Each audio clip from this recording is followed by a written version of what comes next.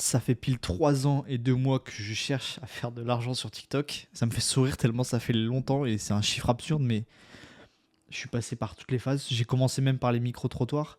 J'ai tout essayé sur cette putain de plateforme et j'ai appris beaucoup de choses. J'ai appris une chose et celle qui m'a fait le plus grand apprentissage, la plus grande leçon que j'ai retenue de ces 3 ans, celle qui m'a fait faire que il y a des années où quand je recommençais une niche, je faisais pas d'argent pendant une année entière.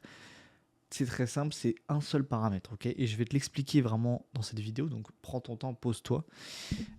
Tu peux voir que ici on fait des vidéos sur des choses qui sont basées factuelles et réelles, sur mon expérience, et je suis pas en train d'inventer des choses que je n'ai pas faites. C'est très très important de comprendre ça. Et, euh, et voilà, il y aura peut-être pas de cut, tout, c'est vraiment brutal, on s'en fout. Il faut vraiment juste apporter le plus de valeur. Ok, alors enfin, le piège un petit peu, pardon, quand on veut faire des vidéos sur TikTok, c'est quoi? C'est de se penser malin en fait, c'est de se penser fort, c'est d'avoir trop d'ego. Et pourquoi je dis ça, tu vas vite comprendre, mais tu penses au début que tu as des bonnes idées. Tu vois, quand tu fais de la création de contenu, tu penses que toi-même tu vas réussir à être un génie. Mais non, en fait, t'es pas un génie, ok? Et là, je parle à moi du passé quand je dis t'es pas un génie. La plus grosse erreur, c'est de sortir des idées de vidéos, des concepts de ma tête. C'est-à-dire ne se baser sur absolument rien, le néant. C'est-à-dire que je j'ai une idée qui sort de nulle part dans ma tête. Oh, ok, je vais faire cette vidéo. Je réfléchis même pas. Bon, genre, boum, ok, cette vidéo, boum, je la fais. Est-ce que quelqu'un a déjà fait cette vidéo? Est-ce que quelqu'un a déjà les preuves que cette idée de vidéo marche quelque part sur TikTok? J'en sais rien. J'ai même pas vérifié. Boum, j'ai une idée de vidéo, je la fais. Ça, c'est. En fait, si jamais t'arrives pas à franchir le pas et t'es quelqu'un qui est bloqué par le fait de trop réfléchir et pas passer à l'action, ça peut être une bonne stratégie parce que comme ça, bim, tu vas vite. Tu vois ce que je veux dire? C'est bien. Mais une fois que tu as fait 3 4 vidéos, que tu as pris l'habitude de publier, vraiment, vite, arrête ça, s'il te plaît. J'ai perdu, je ne sais pas pourquoi, j'ai perdu des années à pas faire d'argent. Et du coup, ça se chiffre en milliers d'euros, vu qu'il y a des mois où j'ai pas fait d'argent, ça se chiffre en milliers d'euros, là. La perte, l'erreur, là, que je suis en train de te dire, là. Et du coup, qu'est-ce qu'on fait? Qu'est-ce que tu peux faire concrètement pour pallier à cette erreur? Bah, c'est vraiment simple. Euh, il faut que tu deviennes un malade mental de la veille concurrentielle, de l'analyse des concurrents. Qu'est-ce que ça veut dire? C'est-à-dire que, alors déjà, qu'est-ce qu'une veille concurrentielle? Une veille concurrentielle, c'est le fait de se poser comme ça vraiment sur son écran et d'aller voir les comptes, de rechercher, utiliser surtout la barre de recherche. Ça, c'est quand vous faites votre veille, parce que sinon vous allez finir par vous dire ok non mais je vais prendre TikTok et je vais analyser. Non, tu vas se finir par scroller, tu te fais prendre au piège. Moi ça m'est arrivé plein de fois, c'est chiant. Donc comment on fait une veille? Déjà on utilise l'outil recherche absolument, comme ça on sait ce qu'on fait, on est concentré. On recherche par exemple notre thématique, donc on va voir tous les concurrents dans notre thématique, on sauvegarde tous les concurrents dans une page, on va voir tous les concurrents dans les autres thématiques annexes. Si tu es dans le sport, tu peux aller voir ceux qui font le hand, ceux qui font du foot, tu peux tout aller voir, ok? Et vraiment, il faut que tu te crées un répertoire de malade. Plus tu vas avoir un grand répertoire, en plus, le fait de faire la veille, ça fait pas seulement des vidéos qui percent et donc qui rapportent de l'argent, ça fait aussi, t'auras pas ce problème de ok, qu'est-ce que je fais comme vidéo? Parce que je pense que c'est un des plus gros problèmes aussi pour la création de contenu, c'est bah ok, c'est cool, mais je fais quoi aujourd'hui en fait? Bah oui, mais ça c'est pas lié en fait, parce que tu vas tellement voir de concepts, de vidéos, de trucs que ça va bouillir dans ton crâne et tu auras trop d'idées en fait. Et, et voilà, c'est tout. Ça paraît débile, mais en fait, et là tu vas te dire, ok, c'est cool, je note ce que tu dis, c'est bon, je vais aller faire ça, ok. Non, mais il faut vraiment que tu le fasses pour chaque vidéo uploadée, ok. C'est là où vraiment il y a la nuance. C'est pas, ok, non, non, non. Il faut vraiment de la, voilà, rigueur. Voilà, c'est ça qui me manquait sur ce point-là. Rigueur sur ce point-là comme un malade. Et du coup, moi-même, j'ai créé un process carrément où, du coup, dès que je veux créer un TikTok, je mets d'abord le lien de l'inspiration dans la case. Je l'ai comme ça, je le pose comme ça, vraiment. Je suis sûr que j'ai fait ce travail. C'est sûr et certain. Et bah, par magie, bah, ça marche. Voilà, ça fonctionne. C'est un truc de ouf. Et le fait je te conseille, peut-être je peux le mettre dans la description, je sais pas, mais Je te conseille vraiment de faire ça et d'être un psychopathe à ce point, t'as vu? Parce que je suis pas vraiment. C'est pas dans mon instinct naturel de créer des systèmes, tu vois? Je pense que je suis plus un créatif, tout ça, tu vois? Je sais pas trop, c'est dur à dire. Mais là, je me suis dit, ok, cette étape-là, il ne faut pas la manquer, il faut une rigueur implacable. Rapidement, je vais te parler des erreurs que tu peux faire quand tu fais cette veille, parce que oui, du coup, j'ai appris comment vraiment faire une veille bien, parce que oui, il y a des façons de bien faire une veille.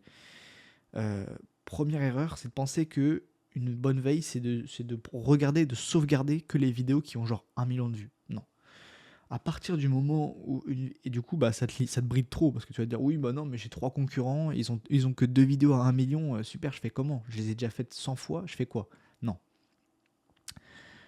Ce que j'ai trouvé, c'est qu'en fait, une vidéo qui fait des milliers de vues minimum, genre même 10, 20, 30, 40, 50 000, ça veut dire que il y a un truc à aller chercher, il y a un concept. Peut-être que l'idée est bonne, mais l'exécution est mal faite. Tu comprends?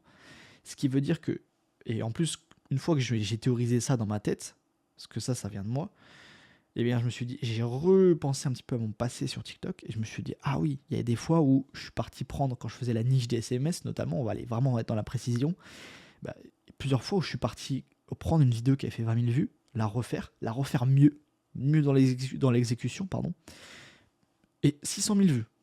Partie d'une vidéo qui faisait 20 000, tu vois. Donc, ça, c'est très, très, très intéressant comme détail. Et ça t'enlève cette bride que moi j'avais au début quand je faisais la veille. Je me souviens que j'avais ça comme problème de me dire, ok, c'est cool, mes concurrents, ils ont que 2 vidéos à 1 million de vues. Maintenant que je les ai faites 100 000 fois, que j'ai compris que ce concept existait, je fais quoi? Bah non. Il faut base-toi même sur celles qui ont 100 000, 200 000, 300 000, etc. Jusqu'à en dessous de 10 000, je pense que là, c'est pas la peine, tu vois. Je dirais que ce serait ça la limite. Mais donc ça, c'est la première chose à faire concernant la veille. Et bah, la deuxième, je te l'ai déjà dit un petit peu, mais tu peux t'inspirer un peu de tout en fait. Et c'est là où tu vas faire travailler ta créativité.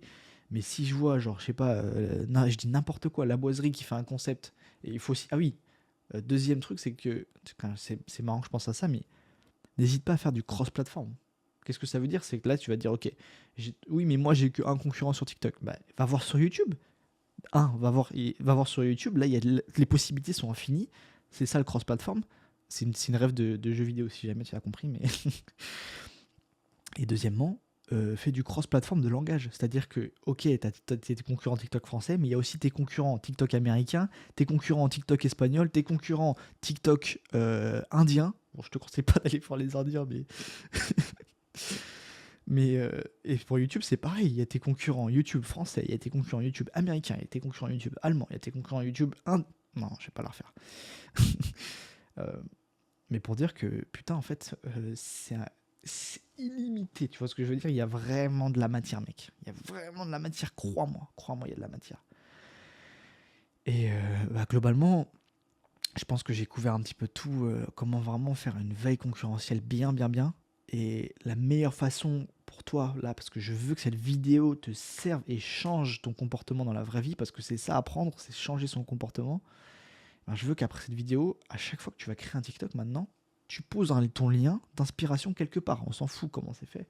Tu poses ton lien, comme ça au moins, c'est validé. Tu as fait une vidéo à partir de ta veille, en fait. Tu vois, et t'es sûr, parce que du coup, tu as posé le lien. Et juste si tu fais cette simple action, bah, tu vas voir tes vues grimper, tu vas voir ton argent grimper. Si t'es pas aux 10 000 abonnés sur TikTok, tu vas voir ton nombre d'abonnés grimper. Et tout ira au mieux, hein. Là, ça paraît con et facile quand je le dis. Mais sauf que je dis. Le truc, c'est bien de comprendre la théorie, mais il faut aussi comprendre l'action, en fait. Réussir à le mettre en place. Et cette erreur, elle m'a fait perdre bah, voilà, des milliers d'euros, beaucoup de temps aussi. Et, euh, et après aussi, si jamais, entre parenthèses, parce que je sais ce que tu peux dire potentiellement, euh, ça dépend de quels sont tes objectifs, mais de temps à autre, tu peux essayer un concept qui te sort purement de la tête. C'est exactement ce que j'ai fait hier. Je suis parti avec mon lance-balle de tennis tourner des TikTok.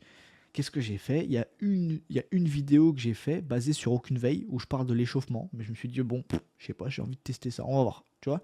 Donc c'est possible, mais il faut que ton test ce soit genre, je sais pas moi, 10, 20, 30%. Il faut jamais que ce soit 4 mois avant. Je faisais 95% de vidéos qui sortent de ma tête et limite 5% de veille. Tu vois ce que je veux dire? c'est un spectre comme tout dans la vie, quoi. Mais sauf qu'il faut voir. Il faut que ce soit genre du 70 ou du 80-20, tu vois, à peu près. Enfin, t'as compris, quoi. Voilà. Et voilà, applique ce conseil et regarde ton TikTok et tes vues suivre derrière, complètement bouleversé. N'hésite pas, si jamais tu veux plus de détails, à t'abonner à la chaîne et à rejoindre la communauté. Je peux analyser ton compte gratuitement si tu rejoins le lien qui est dans ma bio. Et je t'emmerde pas plus. À demain ou dans je sais pas quand dans une prochaine vidéo. Ciao, au revoir.